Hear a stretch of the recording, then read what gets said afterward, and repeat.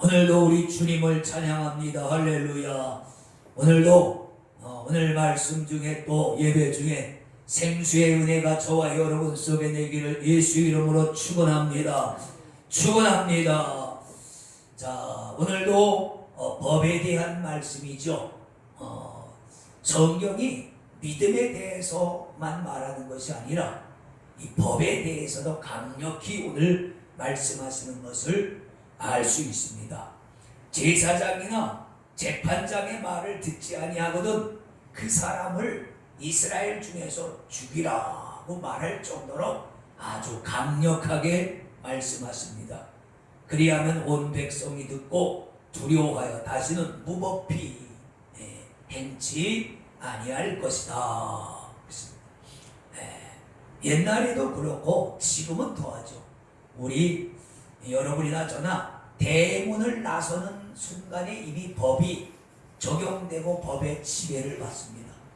심지어 도로를 걸어가도 운전을 해도 도로교통법이라고 하는 법에 우리가 눈치를 봐야 되고 지배를 받게 되죠. 우리가 살아가는 모든 과정이 법에 의해서 질서가 이루어지는 거죠. 만약에 옛날처럼 자기 소견에 좋은 대로 행하였더라. 성경에 보면 그런 말이 있거든요. 자기 소견에, 그러니까 내 맘대로 그런 뜻입니다. 내가 하고 싶은 대로 만약에 이 지구촌에 수십억 인구가 그렇게 살아보세요. 사회가 어떻게 되겠습니까?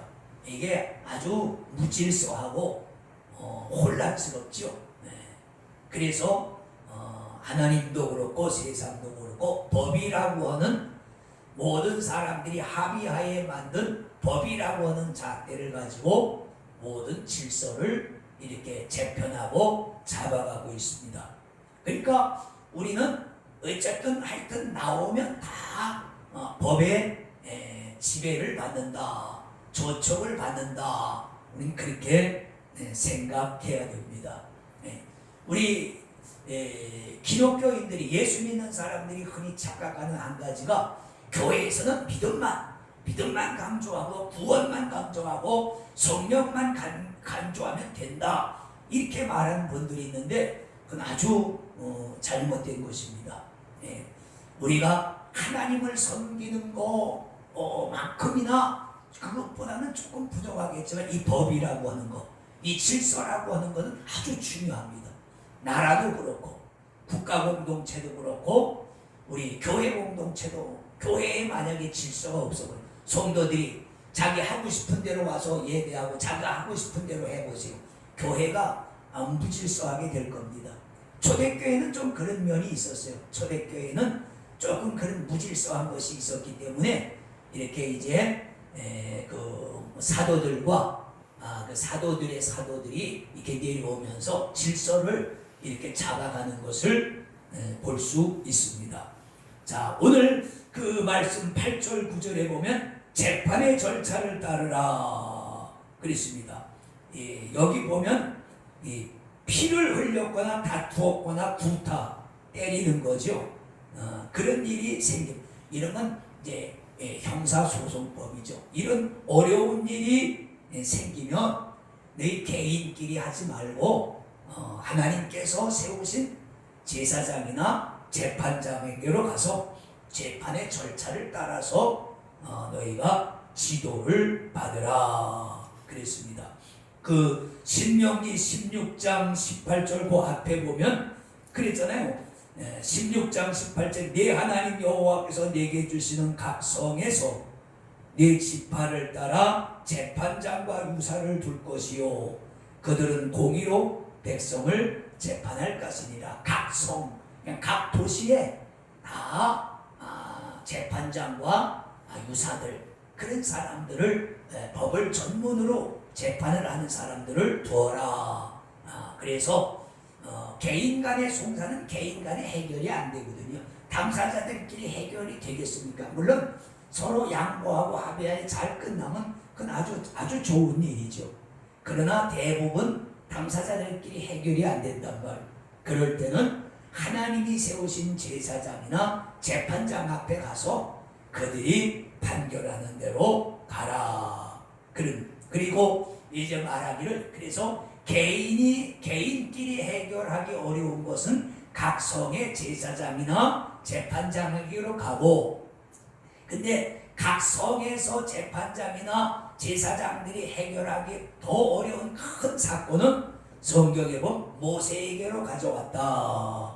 그렇게 말합니다. 출애굽기 18장에 가보면 모세가 하루 종일 재판하는 모습을 볼 수 있어요.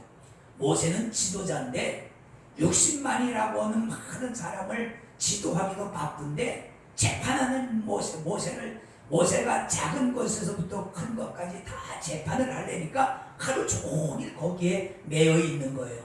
그래서 모세의 장인이 어느 날 모세에게로 왔다가 그 사위가 하는 것을 가만히 보니까 너무 사위가 힘든 거예요. 또 재판을 기다리는 사람들도 하루 종일 기다리는 거예요. 그래서 그 모세의 장인이 모세를 불러, 여보게 그 자네가 하는 일이 별로 지혜롭지 못한 것 같다.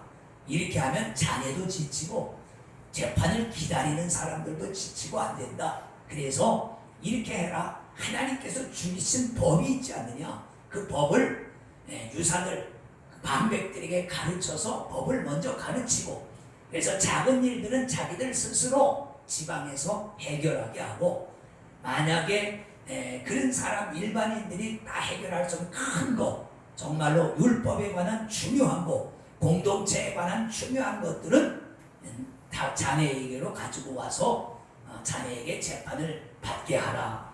하나님께서 허락하시면 이것을 이제 그렇게 하는 것이 좋겠다라고 그 모세에게 어드바이스를 하죠. 그래서 모세가 그걸 받아들여서 그렇게 해서 모세도 좀 일해서 재판에서 해방되고 백성들도 많이 기다리는 일이 없게 되었다라는 말씀입니다. 그러니까 재판도 벌써 이때 모세 때에 여러 단계를 절차가 있단 말이죠. 낮은 것에서부터 높은 것. 오늘날에는 재판은 3심제도까지 있죠. 마지막 30은 대법원에서 판결이 되면 더 이상 재판이 안 되고 그걸로 최종 확정이 되는 것입니다. 그래서 재판의 절차를 따라서 제사장이나 재판장에게 재판을 받으라. 10절과 11절에서는 여호와께서 택하신 곳에서 그들이 내게 보이는 판결의 뜻대로 네가 행하되 무릇 그들이 네게 가르치는 대로 삼가 행할 것이니, 삼가 행하라는 말은 반드시 행하라. 근데 여기 중요한 것은 뭐예요? 여호와의 택하신 곳이라.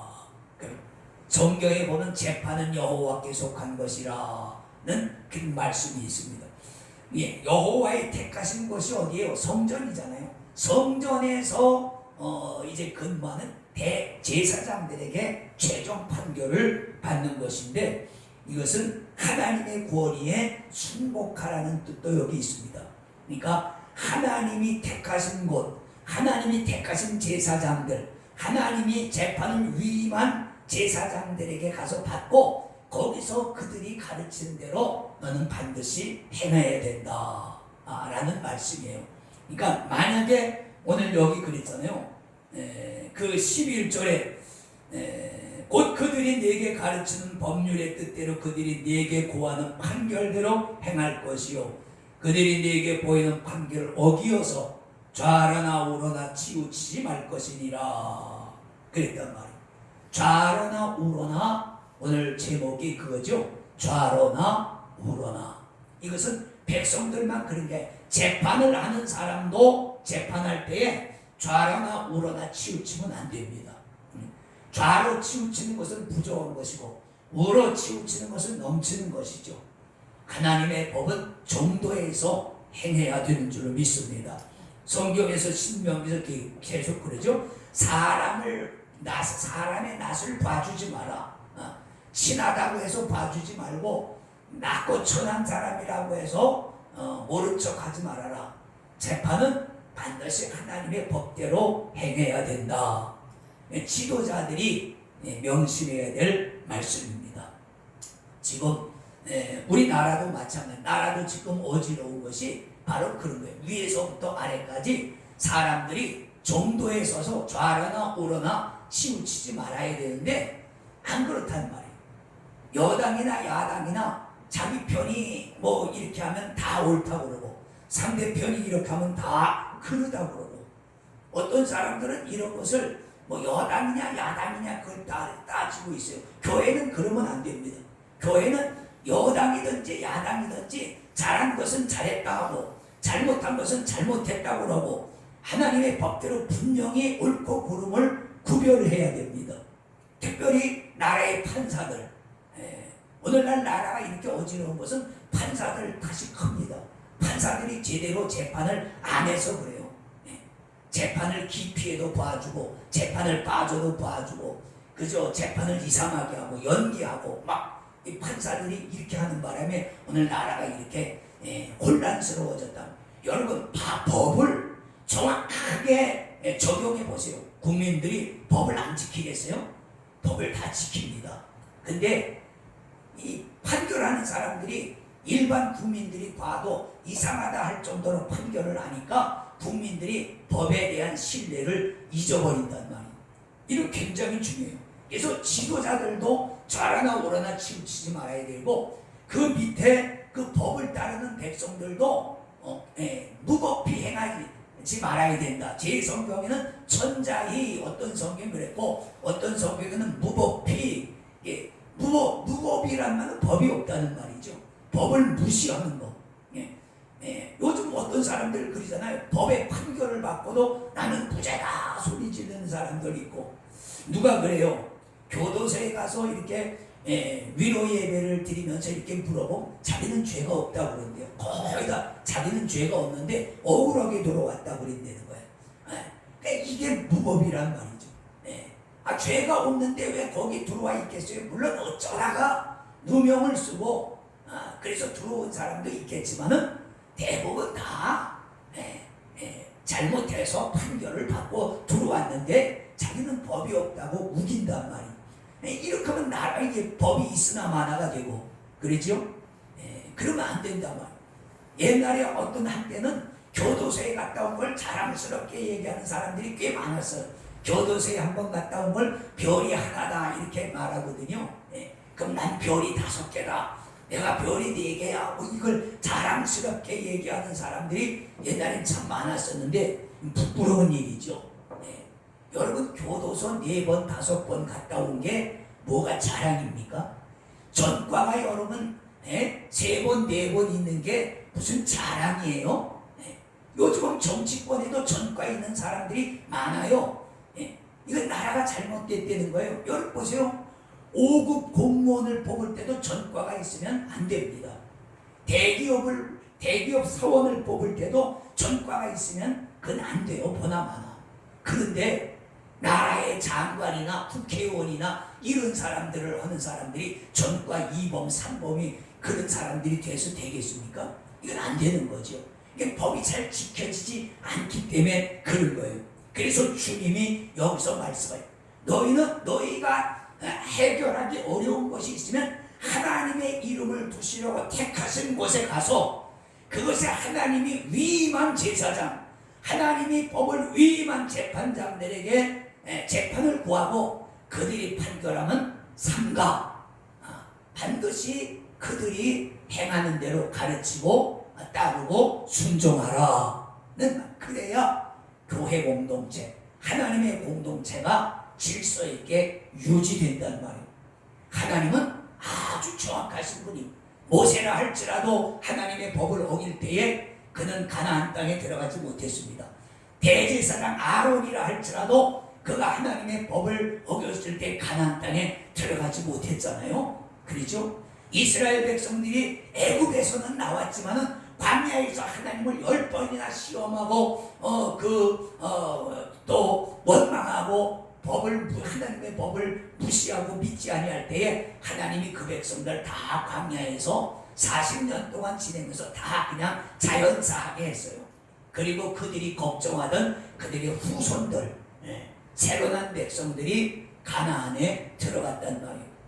사람은 그만큼 고쳐서 쓰기가 어렵습니다. 오죽금 하나님께서 뭐 능력이 많으셔서 너희는 다 변화받아라. 그리고 60만을 그냥 변화시켜서 뒤로 보내면 될 텐데 하나님 그렇게 안 해요.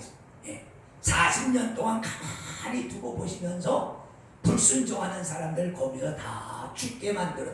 그리고 새 사람들, 제2세들이 요단 여호수아의 인도에 따라 요단강을 건너 가나안 땅에 들어갔단 말이에요. 그러니까 아무리 믿음이 있고 아무리 구원받아도 법과 질서를 지키지 아니하고 그러면 교회가 혼란스러워진다니까요. 하나님의 나라의 공동체가 혼란스러워져요. 하나님은 어지러움이 하나님이 아니시오. 그런 말은 뭐예요? 하나님은 질서의 하나님이시단 말이에요. 그러니까 교회도 마찬가지. 요즘 교회들도 보면 막 평신도들이 뭐 장로님이나 권사님들한테 막 소리 오고 막 그러면 되겠습니까? 막 그런 것도 너무 그러면 안 된단 말이에요. 교회 질서가 무너진단 말이에요. 교회에도 위계 질서는 반드시 필요합니다. 영적인 세계도 마찬가지예요. 영적인 세계도 영적인 질서가 있는 거예요. 그래서 성경의 고린도전서, 고린도후서는 그런 교회의 영적 질서를 잘 이야기해 주고 있습니다. 그래서 거기서 말 듣지 않는 사람은 교회에서 퇴출시키고, 오늘 성경에서는 하나님이 위임하신 재판장의 말을 듣지 아니하면 그 사람은 죽이라, 그렇게 아주 강력하게 말씀합니다. 그래서 너희 중에 악을 제하고 그것을 보는 사람들로 하여금 두려워하여서 다시는 무법하지 않게 법이 없는 것처럼 행동하는 일이 없도록 하라고 말씀하시는 것입니다. 그렇습니다. 우리가 사는 이 세상 다 법의 지배를 받습니다. 그러니까 우리가 이만큼이나 질서 있게 살아가는 거예요. 제가 옛날이죠. 벌써 한참 됐는데 처음에 성지순례 갔을 때 이집트, 요르단, 이스라엘 이렇게 출애굽 여정 3개국을 갔을 때 이집트의 그 수도 그 어디입니까? 거기를 가니까 야, 세상에 그렇게 무질서할 수가 없어요. 차들이 차선도 없고 신호등도 없고 횡단보도도 없고 차들을 보니까 백미라도 없어요. 그냥 앞만 보고 가는 거야. 그냥 그러니까 뭐 우리 같은 사람이 가서 이게 언제 건너야 될지 어떻게 건너야 될지 모르는 거야. 차들도 너덜너덜 돼가지고 백미라도 없고 신호등도 이 깜빡이 켜는 것도 없어. 그냥 자기가 가고 싶은 대로 가는 거야. 차선도 없고 신호등도 없어요. 교통경찰도 없고. 그래서 그런데 또 거기 사람들은 그렇게 산다는구만. 우리는 말이야 차선이 정확하잖아요. 신호등이 얼마나 정확합니까? 신호등이 뭐 50m에 하나씩 있잖아요. 그래 이렇게 보고 가다가 거기 가서 보니까 혼란스러워서 이걸 어떻게 건너야 될지 그 가이드가 인도해서 겨우 건너서 카이로 박물관에 들어가고 그랬던 기억이 납니다. 지금은 이제 많이 변화됐겠죠. 그렇습니다. 법과 질서가 없으면 그렇게 되는 거예요. 그 극한의 혼돈. 뭐 그래도 살기는 살겠지만 얼마나 어지럽고 쓸데없는 그 신경을 쓰이고 정력이 거기 낭비되겠습니까? 교회도 마찬가지, 영적인 질서도 마찬가지고 영적인 원리도 마찬가지입니다. 우리가 믿음만 강조해서는 안 됩니다. 믿음이 있노라 하고 법대로 행하지 아니하면 그건 불신자보다 더 악한 사람일 수 있어요. 믿음을 핑계 삼아, 믿음을 방패 삼아 자기를 그 핑계하는 그런 것일 수밖에 없어요. 하나님은 여기 분명히 강력하게 너희는 하나님을 믿을 뿐만 아니라 하나님이 이름을 두시려고 택하신 곳에서 재판을 받고 거기서 그들이 가르치는 대로 반드시 행하라. 그래야 하나님의 교회 공동체가 온전히 질서 있게 이루어져 간다라는 말씀을 하고 있습니다. 또 이건 신앙 교회뿐만 아니라 사회에도 마찬가지. 우리는 사회의 합의하에 세워진 법들을 잘 대부분 뭐 선진국들이라고 하는 사람들은 잘 지키죠. 선진국이라고 하는 게 뭐예요? 예, 소득만 높다고 해서 선진국이 되는 게 아니에요. 그 나라의 국민 의식 수준이 공공 질서를 스스로 잘 지킬 수 있는 수준이 돼야 이게 선진국이 된단 말이에요. 요즘 이렇게 말하면 조금 그렇지만 저쪽에 있는 어떤 나라 사람들이 우리나라에 와서 엘리베이터 안에서도 응가를 하고 뒷골목에서도 응가를 하고 길 가다가도 어린애 하수구에다 이렇게 앉혀서 응가를 시키고 막 그런다고 해서 막 뉴스에 나오고 그러잖아요. 요즘은 또 저 인도 사람들이 중국에 와서 또 그런 일을 막 한다는 거고. 예. 인도는 화장실이 없는 인구가 인구 전체 인구의 50%도 넘을 거예요. 예.